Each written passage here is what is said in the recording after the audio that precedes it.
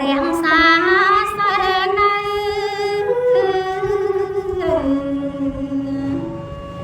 ទាំងវិញបងអើយចាំចាំសម័យមុន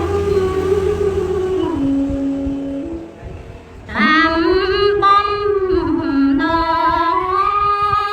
អូនសូមអ្នកបងអើយនៅជានេះថាបានអ្នកបងទៅបួងហើយ